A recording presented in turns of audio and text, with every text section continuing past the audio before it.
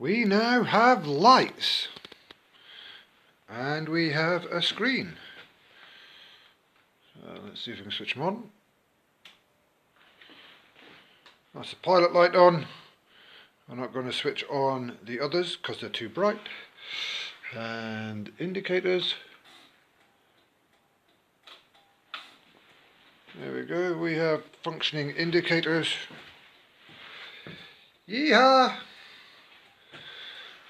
Let me switch this off.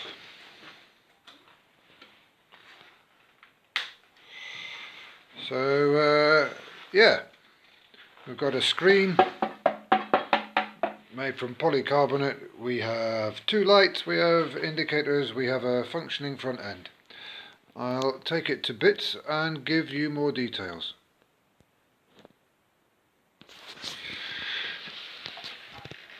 This is the standard front fairing. So this was here at the front of the bike, and I decided it didn't look post-apocalyptic enough to have the standard fairing, so I took it off.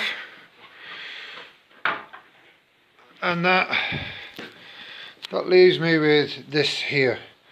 Now I want to keep the instruments because I like having instruments that work, and buying replacement ones is expensive and aftermarket ones are never as good.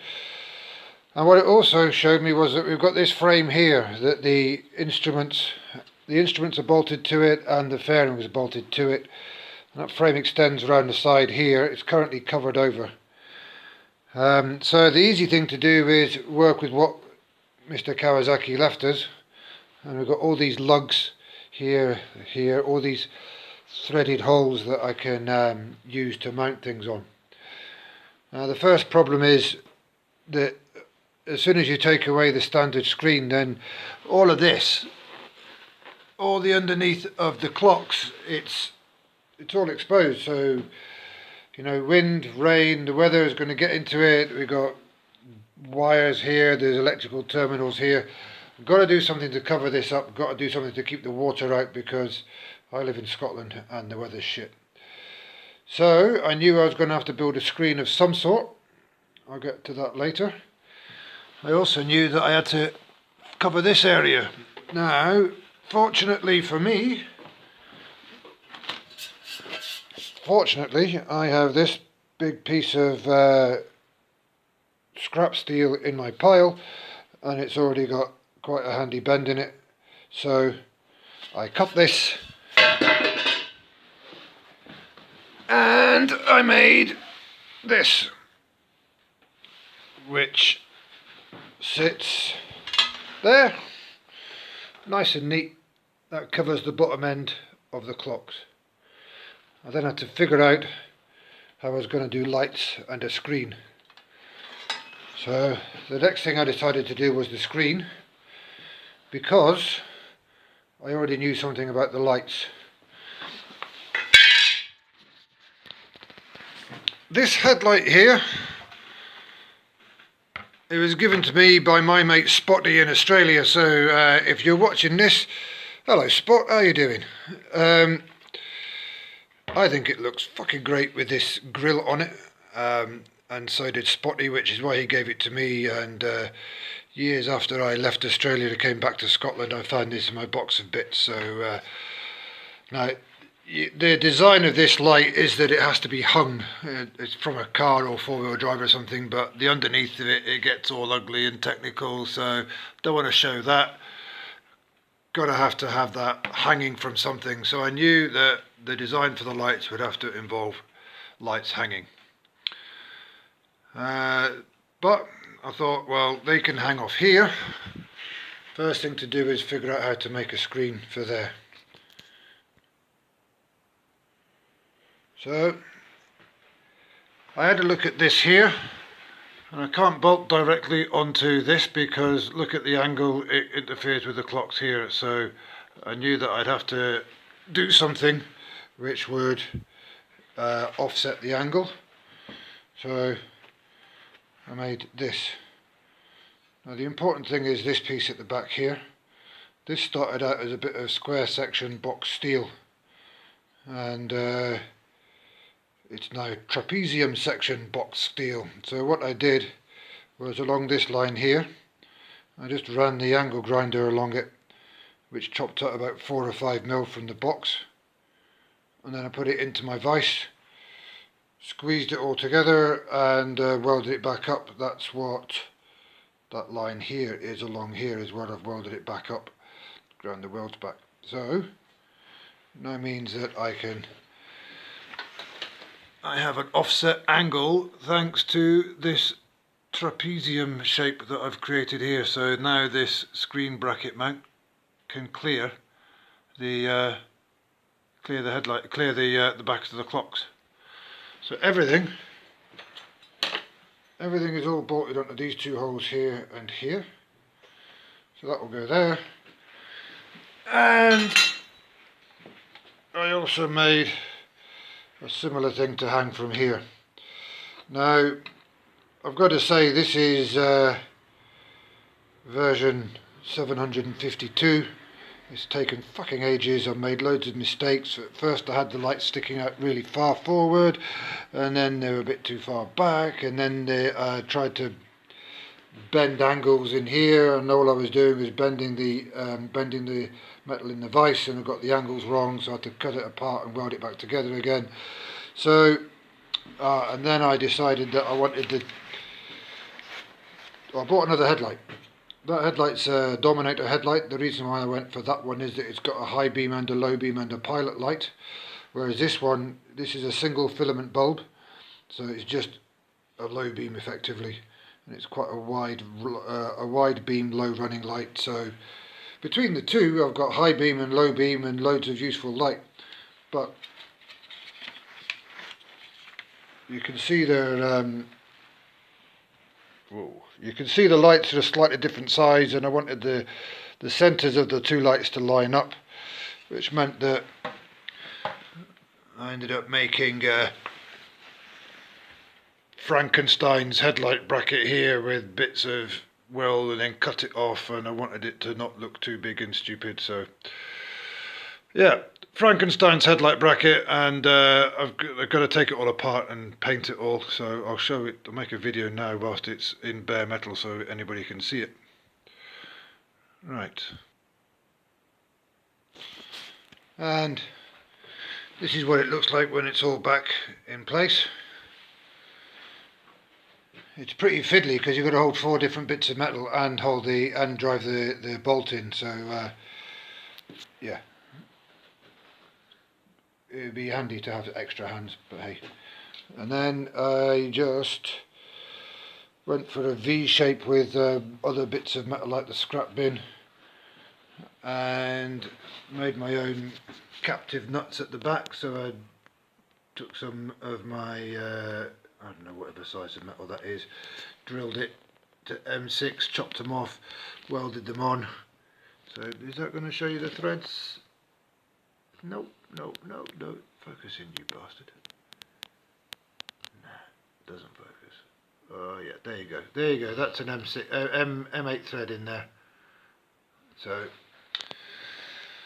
that's I've learnt with design, I don't know much about design, but one thing I've learnt is I don't want too many square edges and too many parallel sides and right angles, and so the middle section I decided, because of the shape with the handlebar, with the headlights here, I figured I could get a V shape here and then have to try and bend the screen around the sides here. So let me show you what how I made the screen. So in the best Blue Peter tradition, I made a cardboard template, cut it out. Had several goes at this. You can see I've added bits back in, and I decided that's how I wanted it to look around here, and that's partly why I cut this back, because originally it protruded out too far. So anyway, once I was happy with the shape in cardboard, I then turned to this stuff. So this is polycarbonate sheet. Polycarbonate is a fantastic plastic to work with. It's great. So you can see it's got a protective screen on it. I bought a big sheet of it off eBay. I bought enough to give myself 3 attempts to make this, and it came good on the first one, so happy days. I've got some spare polycarbonate to use. This is the polycarbonate. You can see it's dead easy to cut. You can use hacksaw, and around here I got lazy, started using angle grinder, and got quite a nice shape, nice curve on it here, just using the grinding wheel on the angle grinder. It's brilliant. What I like about polycarbonate is it's flexible. Don't use acrylic or perspex, that stuff shatters too much. Now polycarbonate, this is what they use to make a roof for your conservatory. It's what they make the windows out of bus shelters from, and the reason why is that it doesn't break. It's shatterproof effectively, so it's dead easy to cut, it doesn't break, and it weighs nothing. So I like to use plastics where I can, because you put that much steel on a bike, it gets heavier. You can use plastics and it stays lighter. You heat it up and you bend it. So what I was doing was getting a like a length of wood and bending it over the edge of my workbench. The problem with heating it is if you heat it too much, you get this kind of bubble effect in it. So I presume that's releasing some of the constituent gases or something, but anyway, if I was building a nice shiny bike I'd be pissed off at that, but hey, this is for the post-apocalypse, so bit of roughness, no bad thing. It's a good thing about this, you know, if you're building something for the post-apocalypse, it doesn't have to be too neat. Now these are my indicators. I just used spare bits of waste polycarbonate and bolted these on the back. I like these indicators because they don't stick out very far, and I like having a black lens, so after the apocalypse we don't have to have too much safety colours of bright yellow things. But yeah, that's how you make a screen. Polycarbonate, it's the future. Now this claims to be tinted, and it is ever so slightly darker than clear, but if I had my time again I'd try and get something that was much blacker than that, but hey, you live and learn. And a vital part of any post-apocalyptic motorcycle is to have a butchered doll's head sculpture going on the front of it. This was made for me by my mate Degsy in Australia. If you're watching this, Degsy, hi, how you doing? It's made from old typewriter workings apparently, so that's what these vicious sharp things are here. These are the things that pulled the keys out. This thing with the springs is part of the frame. The strap across the back, it's something I made myself. This actually, I had it on a previous bike, my post-apocalyptic Transalp, which is unfortunately no longer with us, but at the time of the crash this wasn't on it. But yeah, look at that, that's nicely messed up. I'm going to have, so one of the things I did was when I built this frame here, these threaded holes here are the exact same distance apart as those, so I can carry, in fact I'm going to do that. Give me 2 minutes, I'm just going to fit this head to my bike. There you go. Severed doll's head mounted on the front screen of the bike. I don't think I'm going to be passing any MOTs with that on, so fortunately it's quickly detachable, 2 screws and it's off. So yeah, if I'm going to a show I'll carry it with me and screw it on when I get there, but yeah, that's going to look the dog's dangler, that is. Alrighty. And here's the wiring. Before I tidy it up, whilst you can see it all, I'll just talk you through it. Now, this bike is 20 years old. It means that the wiring is 20 years old. I've gone from 1 headlight to 2, so that means I'm doubling the load that's going through the loom. And the significance of the bike being 20 years old is that the wires go rusty, the cables break, the individual strands of the cables break inside the insulation, and if I'm going to just simply splice into the existing wiring loom, then you're expecting this 20-year-old wires to act just as good and work just as well as they did when they were brand new. And it ain't gonna, it just doesn't. 20-year-old switches with 20-year-old rusty connectors and earth connectors and all that shit happening, nah, it's not going to work. So what I did was I gave the lights their own dedicated power supply, and it's made from this. I don't think you can see it too clearly.